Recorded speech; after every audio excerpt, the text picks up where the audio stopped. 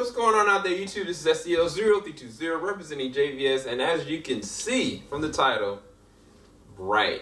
Shout out to Netflix. They were able to give us a early screening to see the movie before it comes out 2 days from now on the 20th. Wait, no, 21st? 22nd of this December. Bright is a Netflix feature film that they made specifically for only Netflix, and is actually directed by David Ayer, and to watch screenplay for Training Day, Fury, and then it's also written by and screenplay is done by Max Landis. Max Landis did some really interesting stuff with the movie Chronicle as far as written standpoint, but he's also has some, I don't want to say floppers, in like, you know, American Ultra and then the Victor Frankenstein film. So it was kind of just like, I didn't know where I was going to go. I just knew that I got this really cool swag, got this really interesting emblem, and the emblem really reads Magic Task Force, and I didn't realize that that is a federal agency that basically specializes in magical, you know, operated things throughout the world. And one of the things I'll go ahead and talk about, and I'll say this, that the movie itself is going to do very good on Netflix. I think this is a movie, honestly, that people are going to look at it and they're like, wow, this is actually a really good Netflix movie. This is actually something I would watch again. This is a world that, from a world standpoint, that I would like to see explored even more so. And it probably leads to why they got the greenlit just today on another movie. Now, that's not to say that, you know, everybody in this movie is going to survive. Because one of the things that they do really well in this one is they keep it grounded in terms of when there's an action scene happening, or when there's a gunfight happening, or when there's a knife fight happening, people do die. Like, main characters do get beaten down very badly. Like, there's gunshot wounds, there's like deaths, there's like amazing like acrobatic cinematography and choreography in everybody that's actually involved, whether it be Will, whether it be Naomi Pierce, and especially Joel Edgerton. And I gotta say that Joel, in this movie, for me personally, I feel like he kind of stole the show, even more so than Will, which I actually appreciated Will's role in this one. I'll talk about it a little bit later on.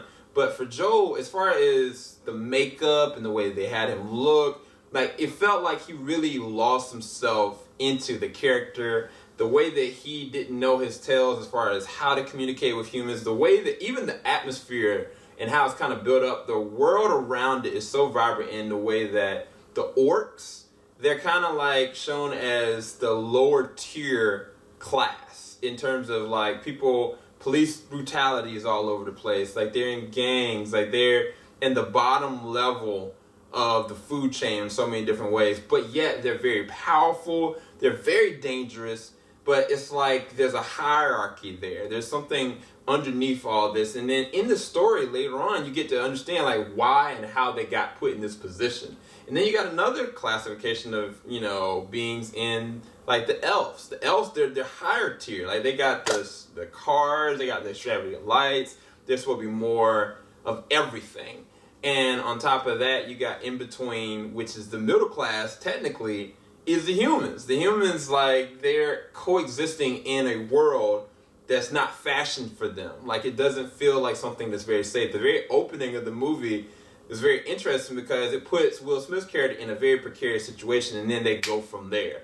But as far as the scenery, as far as the way that they're able to capture the world, I felt like, you know, David Ayer was able to really go all out as far as, you know, pulling us in. You know, the only thing I would say is I would love to see so much more. There was moments where I saw like random other creatures. I saw like other beings, other magical creatures. And there's this one character in the very beginning of the first act that, you know, Joel Edgerton's character and Will Smith's character intersect with, and he's telling them about themselves. And I was like, I need to pay more attention to that, because it kind of got lost in the muffle in the very beginning, because I was like, is this important? Then I realized later on it very much so is. And so that's why I say the movie has rewatchability, because there are certain things that are said that you really need to pay attention to, and there's things that are brought to your life that it's like, what is really going on. I want to know more about this world.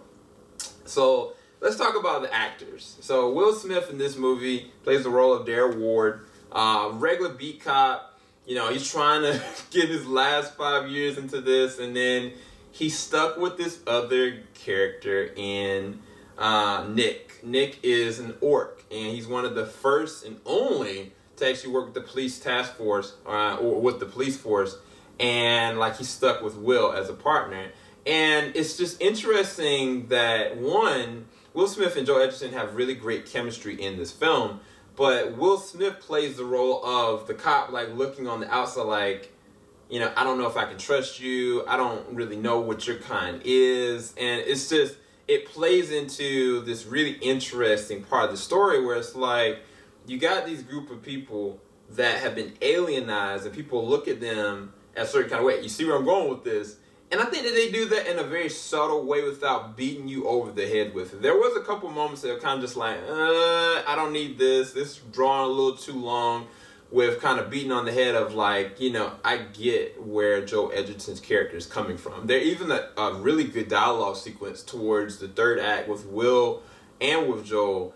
And it's just like he's, you know, releasing out like how he really feels, not just about being an orc as a policeman, but as how people look and perceive him. And I thought that that was very interesting. I can't wait to see what they're going to do with, you know, that world building side of that. Then you got characters like Naomi Pierce and this other newcomer in Lucy Fry. Lucy Fry plays this character named Tika, and she's the person that connects them all, because she's the person that you see in the trailers has the magical wand, or first has the discovery of the magical wand.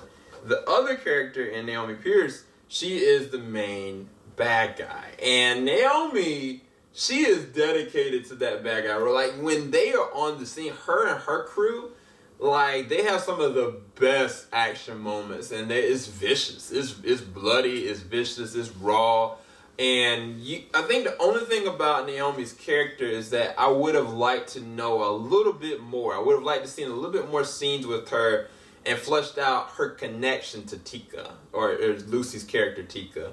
But for what she served for the movie, she dedicated herself to it. Like, the action scenes were really dope. There's one action scene in this diner or / gas station that's so crazy. And then there's another one towards the third act that they do a really good job with. That it's always something happening. And throughout the film, I always felt very entertained. It wasn't like I was like, this is drawing too long, this is too much. I think that the very end of the third act, there was a moment that I was kind of just like, you know, this joke is running a little too long. And that is something that's a positive and a negative. I think that Joel Edgerton is one of the funniest things in this movie. Will Smith is very charismatic, but then he also plays these serious moments. There's a couple of moments where he has dialogue with other cops. He has other moments where he has dialogue with this other group. And, like, Will really commits to being very serious in the moment, but then he has this comeback wit that, you know, Will is very famous for. And I think that that services the movie, because Joel does a really good job in his comedic moments. But then there's, like I said, towards the end where it kind of goes a little bit too much. And then there's other inconsistencies that I can say about the film, in the sense that at a certain point they're on the run. And I don't want to spoil anything, so I'll talk about more in the spoiler review. But there's a point where they're on the run towards the middle act.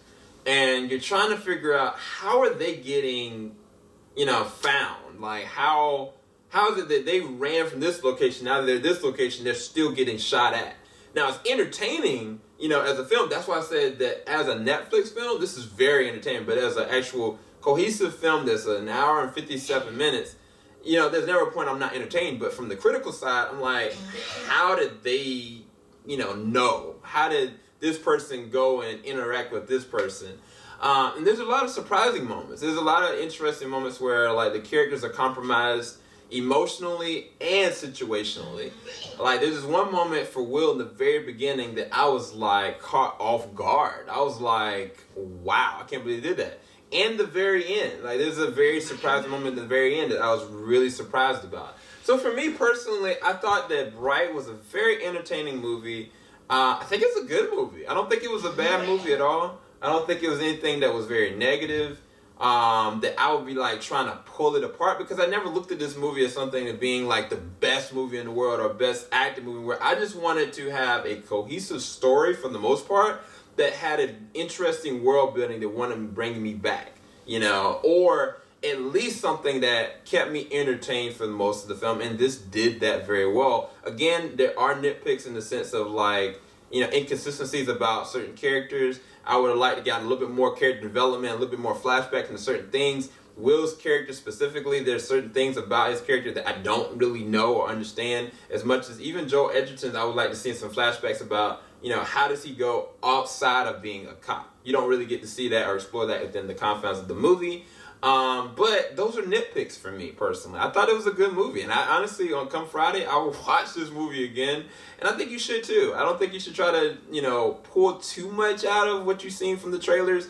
It is what it is, but it is a very entertaining movie, and I think it's a really good Netflix movie, to be quite honest with you. So I'll give it an 8 out of 10, and yeah, it's got my seal of approval. I thought it was going to be, I didn't know what it was going to be, but I actually really did find Bright to be very entertaining. Go check it out. Keep it locked. JVS, we ain't gonna stop. I'll talk to you guys later on. Peace. Oh yeah, let me show you got the symbol. Yeah, I'm part of the task force.